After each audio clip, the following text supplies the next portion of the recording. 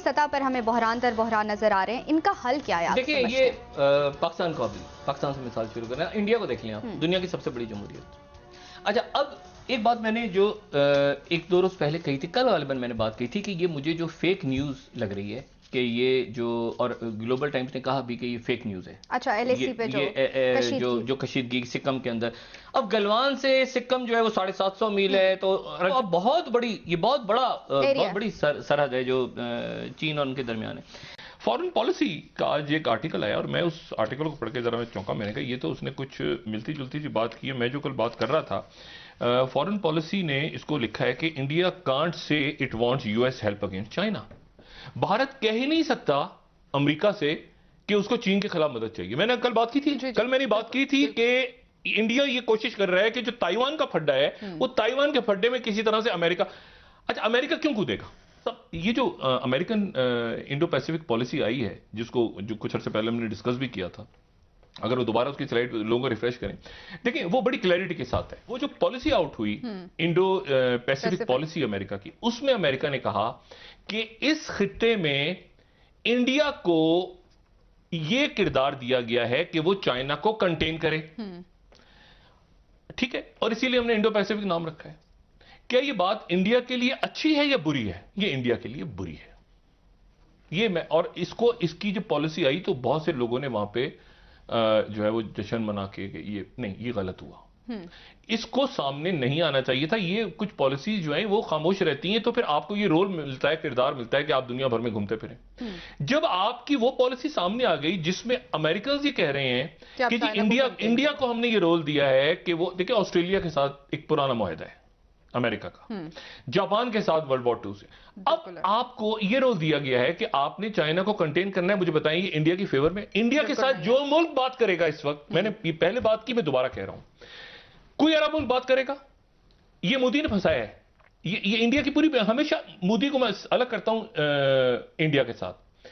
مجھے یہ بتائیں کہ کوئی بھی ملک اگر اس وقت ان کے فرما روا مودی سے مل رہے ہیں، تو وہ ایسے ملک کے سربراہ سے مل رہے ہیں جو حالت جنگ میں ہے چائنا کے ساتھ، اور کوئی سر جنگ نہیں، کولڈ وار نہیں کہ ٹریڈ وار ہو رہی ہو، آپ نے ٹک ٹاک بین کر دیا، دیکھیں نا اس کو کیا نہیں، کچھ بھی نہیں، آپ کی باقاعدہ جنگ ہو، سرحدوں کے اوپر جنگ ہو۔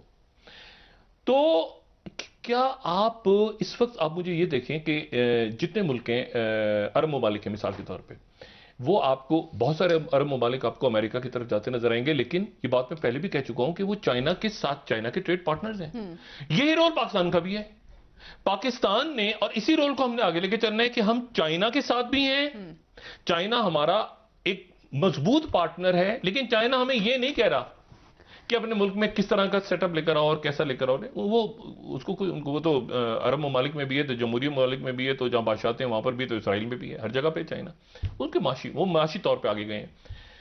دنیا سے مودی ایک سٹیپ لیا، اس نے کشمیر کو کے حوالے سے لیجسلیشن لے کے آیا، پھر اس کے بعد کشمیر میں سارے فوجی وہاں پر لے کے آ گیا، اس کے بعد چائنا کے ساتھ پھڈا لے لیا، اب سکھوں کے ساتھ ہے، دلت کے ساتھ اس کا جو سلوک ہے وہ سب سامنے ہے۔ دنیا کا جو پریشر ہے وہ اس کو کسی خاطر میں لا نہیں رہا، تو کیا وجہ ہے کہ مودی نہ دنیا کا پریشر لے رہا ہے، نہ انٹرنل پریشر لے رہا ہے، اور ایک کے بعد دوسرا قدم اٹھاتا جا رہا ہے؟ در حقیقت ان پر آیا نہیں ہے، کیونکہ امریکہ ان کو استعمال کرنا چاہتا ہے ایز اے پراکسی چائنا کے خلاف۔ اب جب چائنا کی رائیولری کی وجہ سے امریکہ نے ان پر ڈیزائرڈ پریشر نہیں ڈالا، نہ ہیومن رائٹس کا، نہ UN ریزولوشن کے وائلیشن کا، اور نہ ملک کے اندر مائنورٹیز کے اوپر ظلم کرنے کا، جب انہوں نے یہ پریشر نہیں ڈالا تو اس کو ایک انکریجمنٹ ملی اور ایک فالس ہوپ اسے نظر آئی کہ شاید وہ سب کچھ کر دنیا خاموش رہے گی۔ لیکن اس وقت پریزیڈنٹ ڈونلڈ ٹرمپ کی حکومت تھی جو ایک غیر روایتی سیاست دان تھے، اور وہ جو سوچتے تھے وہ کر گزرتے تھے۔ یہی ایٹیٹیوڈ تھا نریندرا مودی کا، اور جس طریقے سے انہوں نے امریکہ میں جلسہ کیا تو وہاں سے ایک ان کو فالس ہوپ نظر آئی کہ شاید یہ تمام مسئلے حل کیے جا سکتے ہیں طاقت کے ذریعے۔ جو بائیڈن کی گورنمنٹ آ گئی ہے، اور جو بائیڈن کا کہنا ابھی تک یہ رہا ہے کہ وہ ہیومن رائٹس وائلیشن کے خلاف آواز اٹھائیں، اور وہ اٹھاتے رہے ہیں اس سے پہلے۔ دیکھنا جی کہ کیا ان ہیومن رائٹس وائلیشن کا نوٹس وہ لیتے ہیں، یا یہاں سے صرف نظر کرتے ہوئے وہ دوسرے ممالک پر تو دباؤ ڈالیں گے لیکن ہندوستان کی ان تمام تر ایٹراسٹیز کو برداشت کریں گے. تو جب تک ان کے اوپر کوئی بڑا پریشر نہیں آتا، نہ پرماننٹ 5 کی طرف سے آیا ہے، نہ امریکہ کی طرف سے آیا ہے، اور نہ ہی کینیڈا میں کوئی اتنی بڑی موومنٹ چلی ہے کہ وہاں سے ان کے لیے ایک کرائسس کریٹ ہو. لیکن اب یہ اس سے انکریج ہو کر خود اتنی بڑی غلطی کر بیٹھے ہیں. جو میں نے 5 چیزیں گنی ہیں، ان 5 یہ سیلف کریٹڈ کرائسس ہیں، اور سیکولرزم کا جو انہوں نے خاتمہ کیا ہے اس کے بعد ان کو ہینڈل کرنا ان کے لیے بہت مشکل ہو جائے.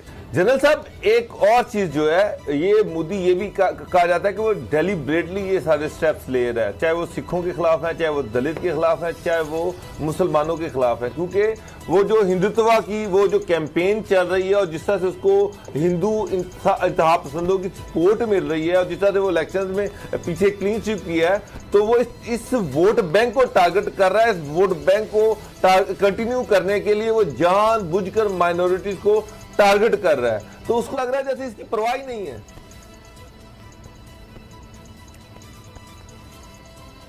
جی نہیں، دیکھیں یہ ایک فالس پرسپشن ہے نا. ایک طرف یقیناً ان کو بڑی بھاری اکثریت دونوں ایوانوں میں حاصل ہے ہندو رائٹ ونگ ووٹر کی. ہندو رائٹ ونگ ووٹر بھی ہے اور دونوں ایوانوں میں ان کی اکثریت ہے، اس میں تو کوئی دو رائے نہیں ہے. ان کے خلاف عدم اعتماد نہیں آ سکتا. Politically he is very strong. لیکن جب آپ نے بڑا تفصیلی بات بتائی اور بڑی خوبصورت بتائی. ایک طرف تو بھارت میں 11 علیحدگی پسند تحریکیں چل رہی ہیں.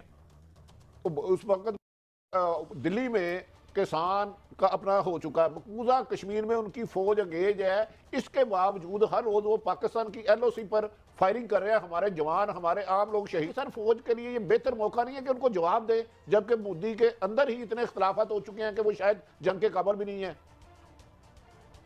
دیکھیں پاکستان نے اپنے اوپر ایک نان انٹرفیرنس فرض کر لی ہے. جو موجودہ رجیم ہے ان کا یہ کہنا کہ ہم ہندوستان کے اندرونی معاملات میں دخل نہیں دیں گے کیونکہ یہ جو چیز ہے یہ بکتی خوب ہے دنیا میں، نان انٹرفیرنس.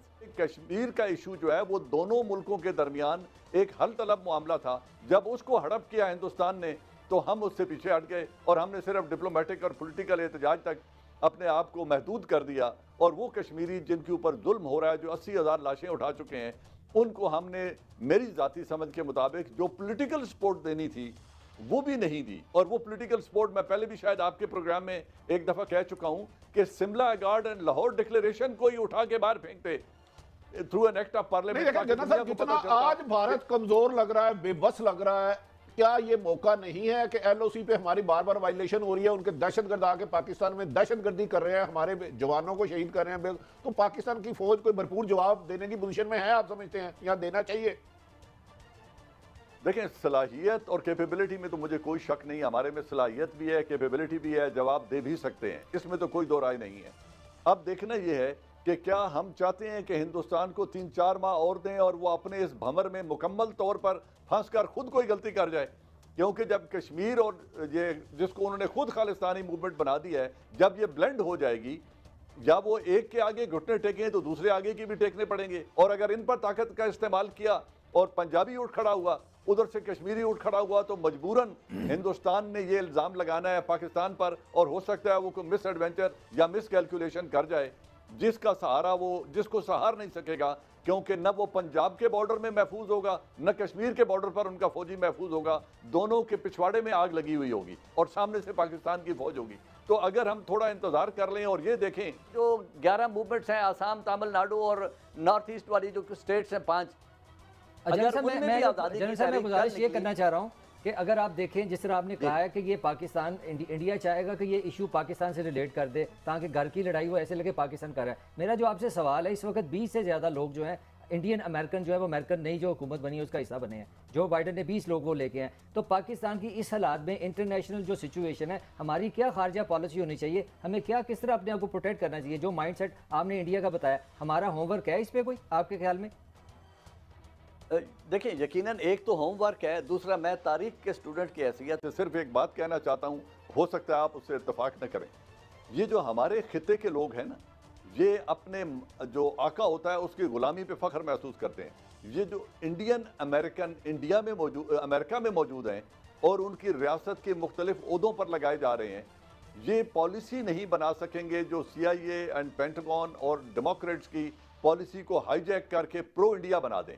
وہ پرو انڈیا آلریڈی اسٹریٹجک انتخاب جو بائیڈن اور امریکہ انڈیا کا کر چکا ہے, لیکن یہ اپنی جو لائلٹی ہے اس کا ثبوت دینے کے لیے کوئی بڑی تبدیلی نہیں لا سکیں گے, بلکہ انڈیا سے دور رہنے کی کوشش. بائیڈن